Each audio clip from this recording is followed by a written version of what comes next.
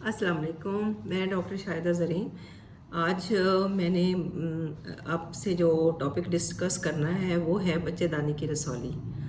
अमूमन आपने सुना होगा कि बच्चेदानी में रसौली हो गई और ये क्यों बनी, कैसे बनी, ये सवालात होते हैं जो पेशेंट अमूमन हमसे पूछता है, डॉक्टर साहब ये कब से हुई, ये कितनी बड़ी है, क्यों हुई, कैसे हुई। ये बच्चेदानी की रसौली जो है इसका जो किस वक्त होती है, ये जब मीनार की शुरू हो जाती है यानी माहवारी शुरू हो जाती है लड़कियों को जवानी में, उस वक्त से लेकर ये जवानी की एज तक, जब तक माहवारी है उस दौरान ये बनती है। क्योंकि उस वक्त फीमेल हार्मोन जो होते हैं, स्पेशली ईस्ट्रोजन वो एक्टिव होता है, तो ये ईस्ट्रोजन डिपेंडेंट होती है कि इसके साथ ईस्ट्रोजन की वजह से इसकी ग्रोथ हो रही होती है, तो ये एक मैस बन जाता है। अब ये डिफरेंट लोगों में डिफरेंट होता है, इसका साइज़ डिफरेंट होता है, इसकी जगह जो है वो बच्चेदानी में डिफरेंट होती है।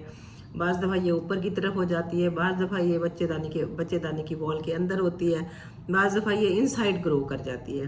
अब जो सिम्टम्स होते हैं वो रिलेटेड इससे ये होते हैं कि उस डिपेंड करते हैं उसके साइज़ के ऊपर, डिपेंड करते हैं उसकी जगह पर कि वो बच्चेदानी में कहाँ पर वाक़ है। अगर तो वो ऊपर की साइड पे है तो वो कोई सिम्टम एज सच क्रिएट नहीं करती है, अगर वो छोटी होती है तो। और इसकी ग्रोथ भी होती है, जो ईस्ट्रोजन बढ़ती जाती है इसकी ग्रोथ बढ़ती जाती है। और इसके अलावा ये अगर इंटरनली अगर ये ग्रो कर जाए, पॉलिप की शक्ल में आ जाए, तो फिर इसमें इरेगुलर ब्लीडिंग भी होती रहती है। और अगर ये इंटरनल वॉल में है और इसका साइज़ बड़ा हो जाए तो माहवारी टाइम पे तो आती है, लेकिन माहवारी की जो क्वांटिटी है वो बहुत ज़्यादा हैवी हो जाती है, क्लॉट्स आने शुरू हो जाते हैं। अब पेशेंट जो हमें प्रेजेंट करता है वो हैवी पीवी ब्लीडिंग के साथ प्रेजेंट करता है और क्लॉट्स के साथ। बाज़ दफ़ा हमें पेशेंट प्रेशर सिम्टम से प्रेजेंट करता है कि उसे बहुत ज़्यादा प्रेशर है, अगर उसका साइज़ बड़ा हो जाए तो। जब रसौली का साइज़ बड़ा हो जाता है तो फिर बच्चेदानी का साइज़ भी बड़ा हो जाता है, जिसकी वजह से उसे प्रेशर सिम्टम्स बढ़ते हैं, उसे बार बार पेशाब आता है, उसे हैवीनेस फील होती है। तो ये एक रसौली जो है ये एक छोटी सी भी हो सकती है, ये गेंद की तरह एक बॉल भी बन जाती है।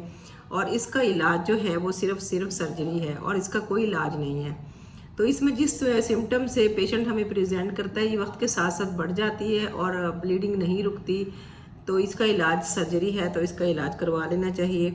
और शुरू से ही इसका इलाज करवा के इसको पहले तो इसकी डायग्नोसिस हो, और जिस पोजीशन में ये है, अगर तो ये ऊपर है तो वो तो पेशेंट को कुछ नहीं कहेगी, तो उसे हम नहीं सर्जरी की तरफ लेके आते कि आप सर्जरी करवाएं।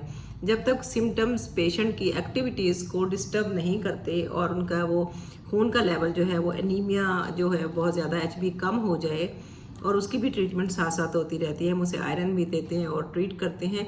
और जैसे ही ये मेनोपॉज की तरफ आ जाते हैं तो ये ईस्ट्रोजन का लेवल कम हो जाता है ब्लड में, तो फिर उसके बाद इसका साइज़ जो है वो रिग्रेस होना शुरू हो जाता है। तो अगर वो सिम्टम्स नहीं देती तो हम पेशेंट को ये कहते हैं कि आप वेट करें।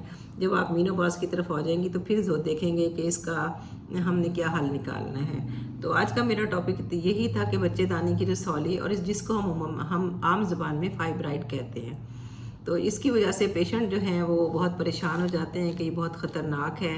तो ये पेशेंट कहते हैं जी ये जड़ों वाली है, ये ऐसी है, ये मल्टीप्लिकेशन भी इसमें हो जाती है, एक के बाद दो, दो के बाद तीन, ये छोटी छोटी जिसे कहते हैं गोल गोल सी अदरक की शक्ल में इस तरह ग्रो कर जाती है।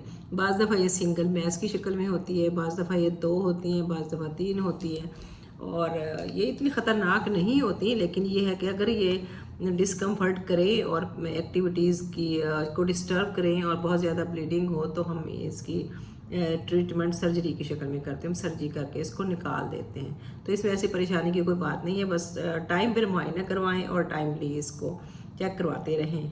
और अगर इसको आपकी अगर पेशेंट की एज 45, 47, 48 है तो हम इसे कहते हैं आप वेट कर लें, देखें साइज़ रिग्रेस हो रहा है या नहीं हो रहा। ये मेरा आज का टॉपिक था। Thank you so much. अल्लाह हाफ़िज़।